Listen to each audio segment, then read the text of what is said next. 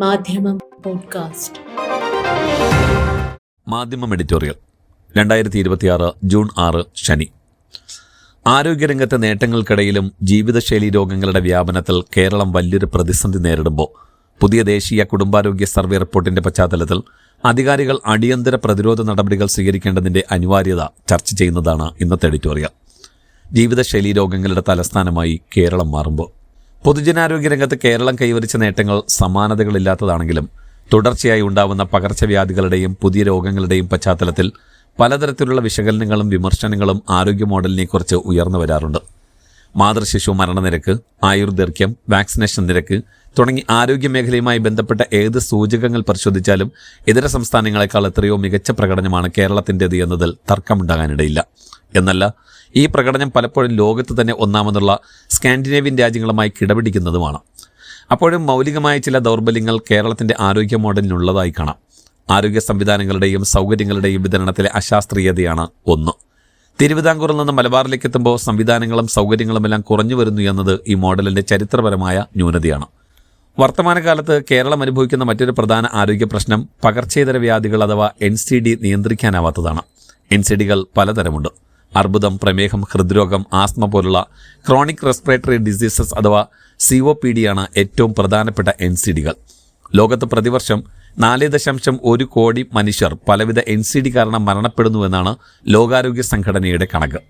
ഇന്ത്യയിലേക്ക് വരുമ്പോൾ ഏറ്റവും കൂടുതൽ NCD റിപ്പോർട്ട് ചെയ്യുന്ന 3 സംസ്ഥാനങ്ങളിലൊന്ന് കേരളമാണെന്ന് കണക്കുകൾ സാക്ഷ്യപ്പെടുത്തുന്നു. അതിൽ തന്നെ ഇന്ത്യയിലെ പ്രമേഹ രോഗികളുടെ ഹോട്ട്സ്പോട്ടായി കേരളം മാറിയതായും വ്യക്തമാകുന്നു. കേരളത്തിൻ്റെ വർത്തമാനകാല ആരോഗ്യ പ്രതിസന്ധികളിലൊന്നായ ഈ പ്രവണത നമ്മുടെ അധികാരികൾ വേണ്ടത്ര ശ്രദ്ധിച്ചിട്ടുണ്ടോ എന്ന് സംശയമാണ്.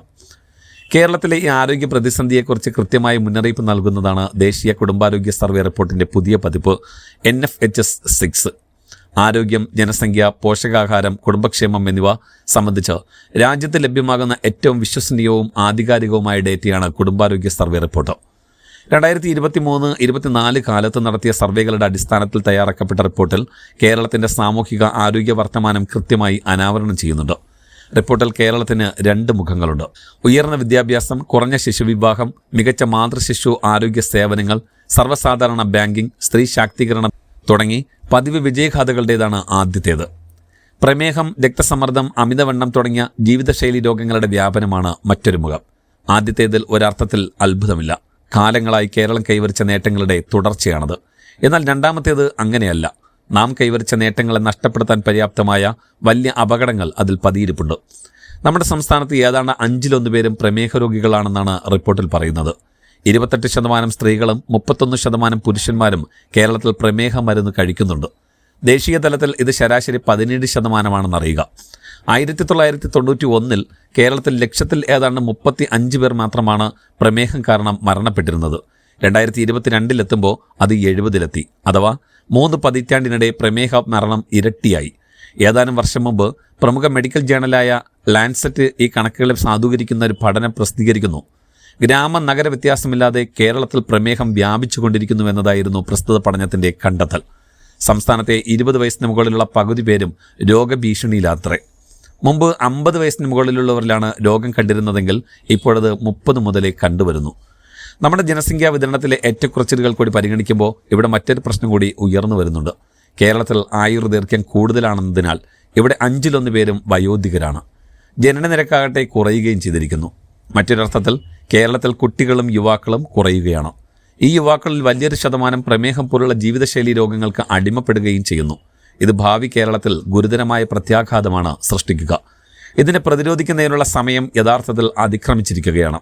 പുതിയ കുടുംബാരോഗ്യ സർവേ റിപ്പോർട്ടിൻ്റെ അടിസ്ഥാനത്തിൽ അടിയന്തരമായ പ്രതിരോധ നടപടികൾക്ക് അധികാരികൾ തയ്യാറാവണം. NCD പ്രതിരോധത്തിൻ്റെ ഭാഗമായി ചില അമൃതം ആരോഗ്യം പോലുള്ള പദ്ധതികൾ സംസ്ഥാന സർക്കാർ നടപ്പാക്കി വരുന്നുണ്ട്. എന്നാൽ ഇതപര്യന്തമുള്ള അതിൻ്റെ പ്രവർത്തനങ്ങൾ പുതിയ പഠന റിപ്പോർട്ടിലെ ഗുരുതരമായ കണ്ടെത്തലുകളെ പ്രതിരോധിക്കാൻ പര്യാപ്തമാവില്ല. അതിനാൽ വിപുലവും സമഗ്രവുമായ പുതിയൊരു ദൗത്യത്തിന് സർക്കാരും ആരോഗ്യവകുപ്പും ഇറങ്ങിപ്പുറപ്പെട്ടേ മതിയാകൂ. മാധ്യമം പോഡ്കാസ്റ്റ്.